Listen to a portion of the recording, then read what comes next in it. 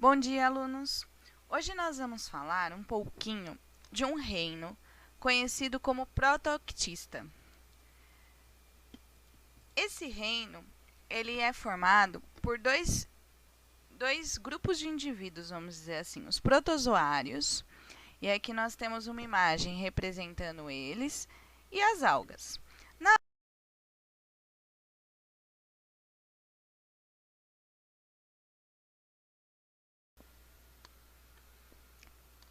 Os protozoários, que é o tema da aula de hoje, eles são todos unicelulares. Isso também quer dizer que nós apenas vamos vê-los com a ajuda de microscópio. Eles são heterótrofos, ou seja, eles não produzem o próprio alimento, eles vão retirar o alimento do meio. Eles vivem em ambientes variados, como água doce ou salgada, regiões lodosas ou terra úmida. E alguns possuem vida livre e outros são parasitas. Vida livre, pessoal, é o termo de que eles têm a vida deles sem depender de outro ser vivo diretamente. O parasita não, ele vai invadir um ser que está vivo e vai utilizar nutrientes e a própria estrutura desse ser para sobreviver. Isso quer dizer também que os parasitas vão nos causar doenças. Alguns são mutualistas. Isso quer dizer que eles estabelecem relação com outro ser vivo e que, se eu separar esses dois seres vivos, os dois morrem. Que é o caso do Trichoninfa calaris, que eles vivem dentro do intestino dos cupins. O cupim ele se alimenta de coisas vegetais que possuem a celulose, mas ele não consegue digerir. E esse protozoário produz a substância, a enzima necessária para que essa celulose seja digerida. Em troca, ele obtém energia, abrigo, e o cupim obtém os nutrientes resultantes dessa digestão. Então, é bom e essencial para os dois.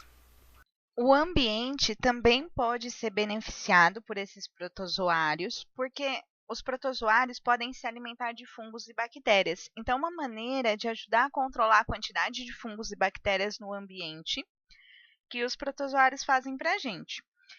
Então, como eles ajudam a gente a controlar quantas bactérias, quantos fungos tem no ambiente, eles podem ser usados na estação de tratamento de água, de esgoto, ajudando a eliminar as bactérias desses locais.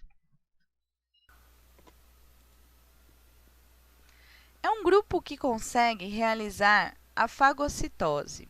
Aqui nós temos um exemplo da fagocitose, que seria esse verdinho, seria o protozoário. Aqui uma partícula, que pode ser uma partícula de alimento, e que ele deseja englobar. Então, ele vai modificar a estrutura aqui do citoplasma para uma estrutura chamada pseudopus.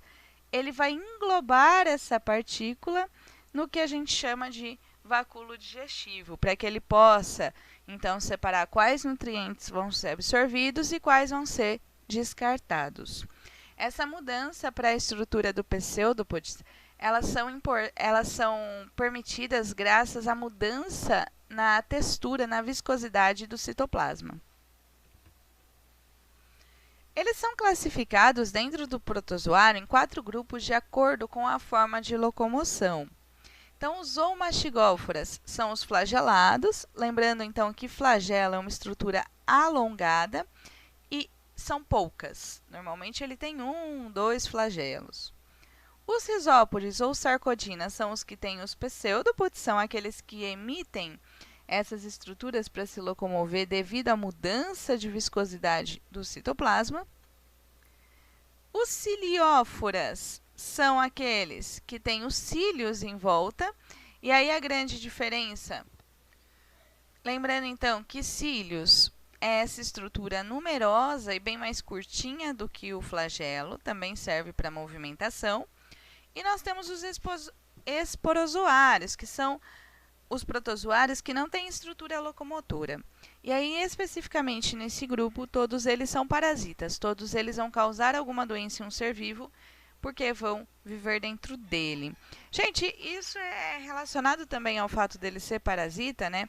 Porque como ele vive, por exemplo, no sangue, ele usa o sangue para ter esse movimento. Então, ele não tem uma estrutura especializada porque ele também utiliza a nossa estrutura.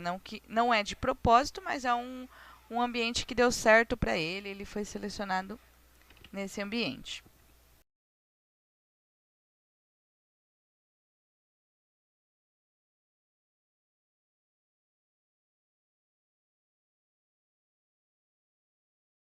Vamos falar um pouquinho agora desses protozoários que nos têm uma importância médica, que são os parasitas. Eles causam doenças nos seres vivos, que são conhecidas como protozoonoses. Pessoal, para que vocês entendam os termos utilizados em protozoonoses, nós temos que lembrar de alguns termos que vão aparecer. Então, agente etiológico vai ser o protozoário parasita, que é quem causa a doença. Então, todas as doenças que nós falaremos agora é causada por um protozoário parasita. Outros termos importantes que vão aparecer é vetor. Vetor é o ser que transmite o parasita para outro ser vivo. Então, qual é a diferença? Por exemplo, na doença de Chagas nós temos o barbeiro, que é um vetor, é um inseto que vai levar o parasita até a pessoa. Então, o parasita, o protozoário parasita é o causador e o inseto é quem leva, ele é o vetor. Hospedeiro intermediário e definitivo. O intermediário é quando o parasita vai realizar a reprodução assexuada dentro dele. E definitivo é quando ele vai fazer a reprodução sexuada. Profilaxia são medidas de prevenção que nós podemos fazer para prevenir tal doença.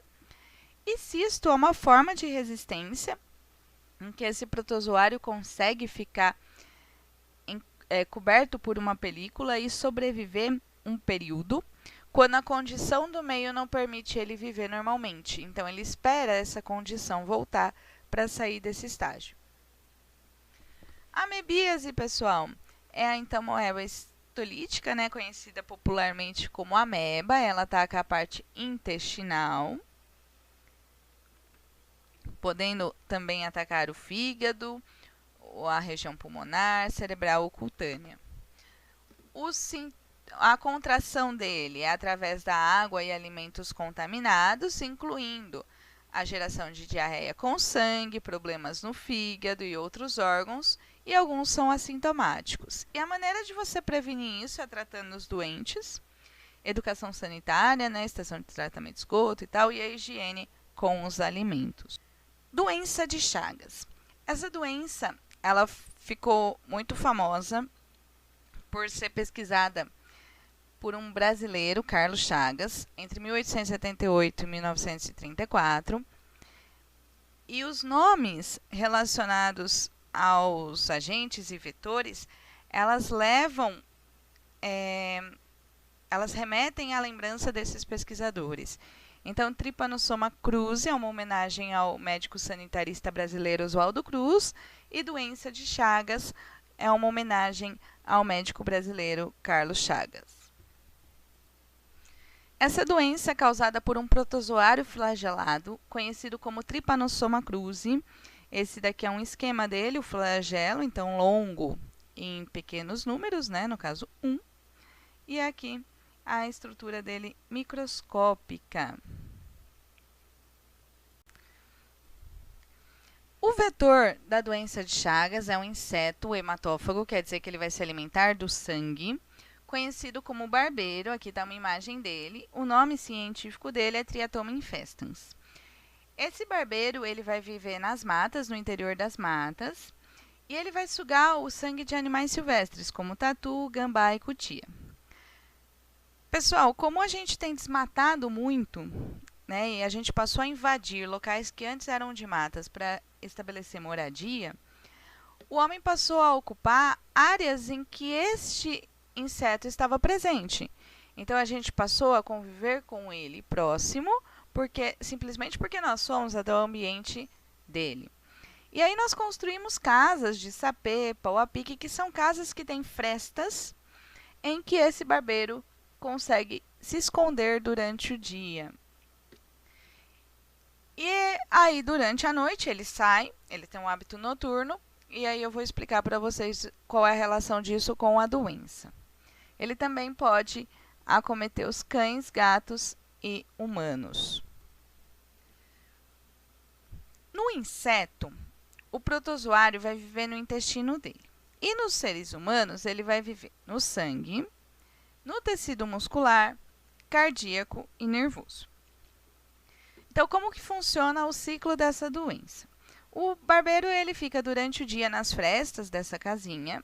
Se ele estiver contaminado com o protozoário, ele vai transmitir isso para o humano. E como que ele se contamina? Por exemplo, aqueles animais que eu citei, o tatu e tal, são animais silvestres conhecidos como reservatórios naturais do protozoário. Então, o protozoário consegue viver dentro deles. E se o barbeiro picar esse reservatório, ele contrai o protozoário. Então, o barbeiro ficou contaminado. Ao dormir, o barbeiro ele costuma picar muito a região do rosto, principalmente porque é a região que não fica coberta, né? A gente não cobre com lençol. E aí veio o nome popular barbeiro, porque é a região aqui do rosto que nos homens cresce a barba. Ele pica. Quando ele pica, ele suga o sangue humano e para que ele possa ocupar o espaço dentro do inseto, ele defeca. E aí, como o protozoário vive no intestino do barbeiro, sai junto com as fezes o protozoário. E aí o barbeiro voa. A pessoa, se ela coçar essa região, porque normalmente depois da picada coça, ela espalha as fezes do barbeiro, tendo contato com o buraquinho da picada. E aí os protozoários que estavam nas fezes invadem o corpo do ser humano. Vai para o sangue, podendo chegar a órgãos como o coração.